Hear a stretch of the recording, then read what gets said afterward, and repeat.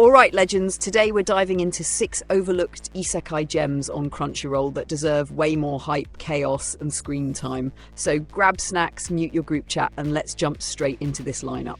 Dropping into number 6, Zenshu. Zenshu feels like the kind of Isekai that sneaks up on you like a side quest you accepted accidentally, only to realise it's actually the main storyline. The show throws you into a world where spiritual arts aren't just a cool power system. They're basically a messy combination of religion, combat, tradition, and pure anime-level drama. And our guy, the protagonist Rindo, isn't here to be the typical "I woke up with a cheat skill and now everyone worships me" dude. Nah, he's the stubborn type who gets handed terrifying responsibility and still goes, "Yeah, okay, but can I get breakfast first?" Real relatable energy. What makes this anime so overlooked is the balance between intense supernatural stakes and surprisingly grounded character conflicts. The exorcist clans are always fighting, always scheming, always arguing over ancient rules like divorced uncles at Christmas dinner, and seeing Rindo navigate that while also trying not to get obliterated by enemies literally made of nightmares gives the show this constant tension that keeps your shoulders tight, but in a fun way. The fights, clean, fluid, spiritual spells blasting like fireworks. The animation crew did not come to play, and the story dips into deeper territory about legacy, expectation, and identity without ever feeling preachy. But trust me, number 5, it'll flip your expectations even harder. Crashing into number 5, Headhunted to Another World, from salaryman to Big Four. This anime is what happens when corporate burnout meets demonic HR. Our main dude Ninomiya is a regular salaryman who gets isekai'd, not to be a hero, not to lead a rebellion, but to become an executive in the Demon Lord's army. Yes, an executive. Man got promoted by accident. Imagine going from replying to emails at 2 a.m. to managing monsters who think team-building exercise means survival of the fittest. That's the energy this show thrives on. What makes it so overlooked is how shockingly funny it is while delivering actual world building. We get fantasy politics, weirdly effective demon management strategies, and a bunch of magical creatures who eat corporate structure like gospel. Ninomiya is out here negotiating territory treaties like their quarterly reports, turning goblins into productive departments, and roasting every dumb trope around him. The man has no magic, no blessings, no prophecy, just pure corporate trauma. And somehow, it works better than half the cheat skills other protagonists get. The comedy hits because it's painfully relatable, especially when Ninomiya realizes his monsters might be easier to manage than humans. And beneath all the jokes, the show explores ambition, identity, and what success really means when the world resets your life path.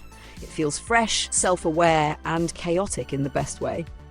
But trust me, number 4, that one comes swinging with even stranger energy.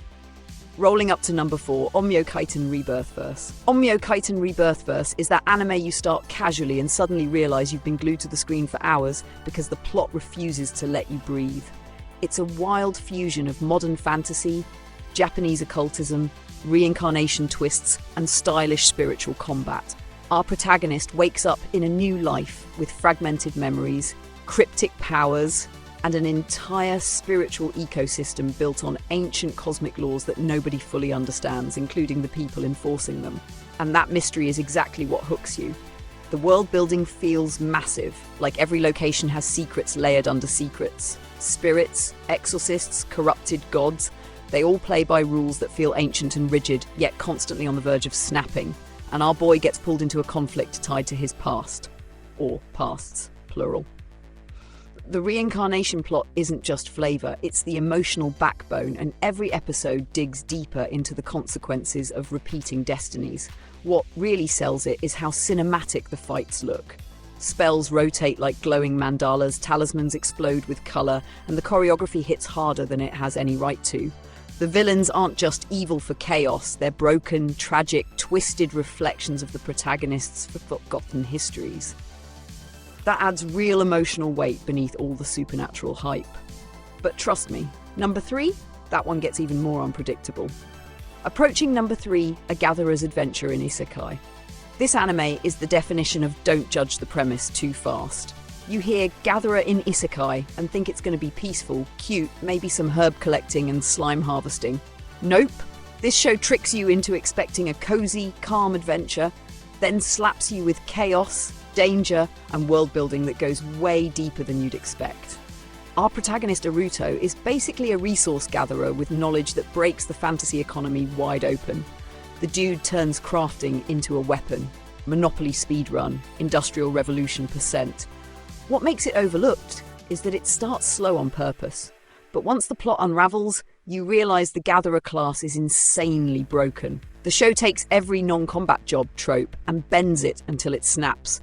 Aruto discovers ancient materials, busted recipes, forgotten artifacts, and loopholes that make kingdoms panic. And watching political elites freak out because one dude figured out how to synthesize divine-grade items using mushrooms he found in a swamp.